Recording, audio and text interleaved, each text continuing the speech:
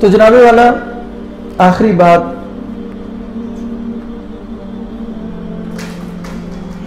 یہ بڑی اہم بات ہے.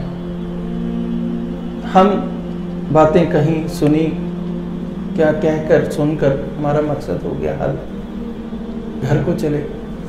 اگر لے کر نہیں جاتے کچھ, زندگی میں بدلاؤ نہیں آتا, کوئی فیصلہ نہیں کرتے, تو پھر بس کہنا اور سننا ہی ہے. بڑا اہم اصول آپ کے سامنے رکھ رہا ہوں, اس کو لے لیجئے. بڑے راز کی بات ہے, مجھے بھی چونکہ مفت ملی, آپ کو بھی مفت دے رہا ہوں. بس کوئی لینے والا ہو. کل پرسوں سے ایک شعر سنا, وہ دماغ سے نکل نہیں رہا. اور کچھ نہیں بس ایک تعبیر خواب کے بدلے, اور کچھ نہیں بس ایک تعبیر خواب کے بدلے ہم خواب فروشوں سے کوئی خواب خرید لیں. اصول جو راز کی بات ہے, اس ساری باتوں کے بعد ایک اصول ذہن میں رکھ لیجیے.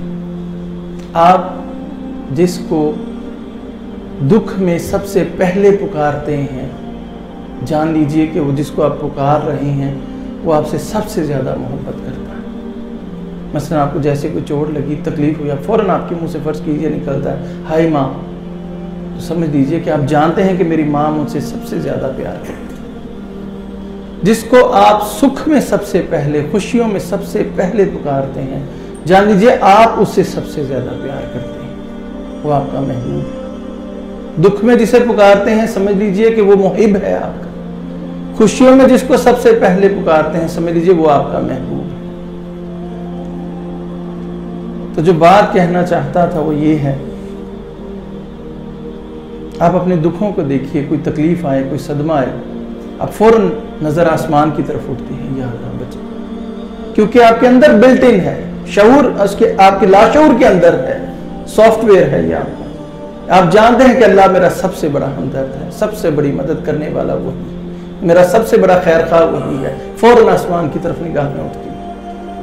اصل بات ہے سکھ میں یاد کرنے کا. اپنے ارد گرد دیکھ لیجیے, دکھوں میں, پریشانیوں میں کس طرح ہم اللہ کا ذکر کرتے ہیں. اپنی خوشیوں کو بھی دیکھ لیجئے, کیا اللہ وہاں پر ہے. اپنی تقریبات کو دیکھ لیجئے, شادیوں کو دیکھ لیجئے, خاص اہتمام کے ساتھ اللہ اور اللہ کے ذکر کو نکال دیتی ہے. اگر وہ نکاح والا جو ایک معاملہ ہے جس میں وہ مولوی صاحب آتے ہیں اس کو نکال دیجئے, عام طور پہ بات کر رہا ہوں, تو دیکھیے کہیں ہماری مہندیوں میں, برات میں, ولیموں پہ کہیں لگتا ہے کہ کسی مسلمان کی شادی.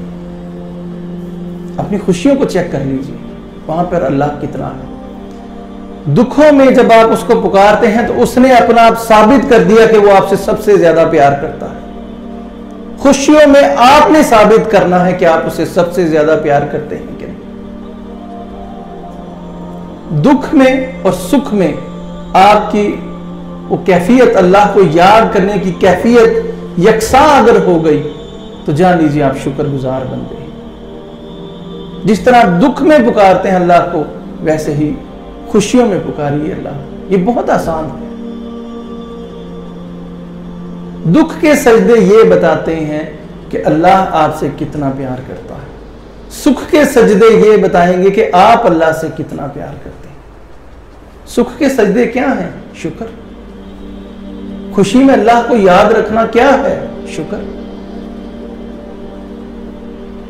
یہ کر کے دیکھ لیجئے, پھر جو شکر کا جس کو مزہ لگ جاتا ہے دنیا و آخرت میں, پھر وہ نعمتوں میں پھر اللہ تعالیٰ نارسائی ختم کر دیتا ہے. یقین کیجئے.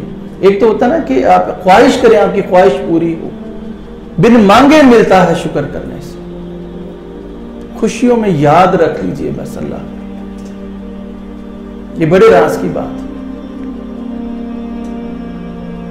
کبھی جب آسودگی ہو, آسانیاں ہوں, خوشیاں ہوں, کوئی نعمت ملے,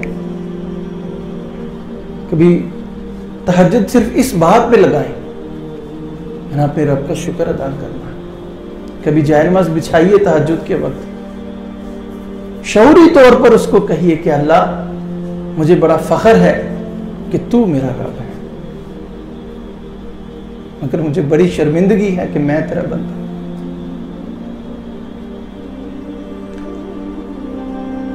اللہ تعالیٰ اے میرے رب اس سکھ کا یہی دکھ ہے کہ میں تیرا شکر نہیں کر پاتا،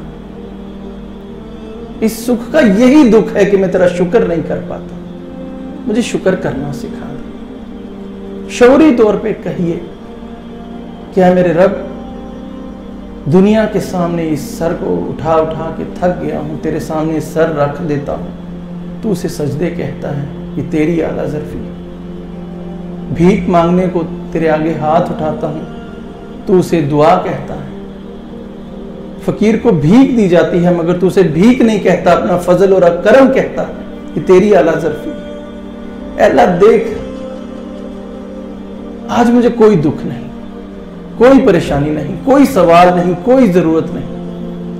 اے اللہ دیکھ، میں تجھے اپنی سکھ میں یاد کر رہا ہوں، اے اللہ تو مجھے میرے دکھ میں یاد رکھی۔ یہ سکھ کے سجدے، اس سے بڑا نشہ کوئی نہیں۔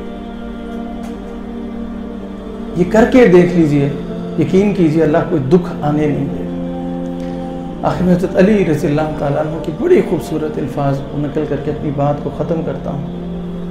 فرماتے ہیں الہی کفا بعزن ان اکون لک عبدا، میرے معبود میری عزت کے لیے یہی کافی ہے کہ میں تیرا بندہ ہوں۔ وکفا بی فخرا ان تکون لی ربا، اور میرے فخر کے لیے یہی کافی ہے کہ تو میرا رب ہے۔ انت کما احب فاجعلنی کما تحب، اے میرے رب تو ایسا ہی ہے جیسا میں چاہتا ہوں، اے میرے رب بس مجھے بھی ویسا بنا دے جیسا تو چاہتا ہے۔ تو ایسا ہی ہے جیسا کہ میں چاہتا ہوں، بس مجھے ویسا بنا دے جیسا تو چاہتا ہے۔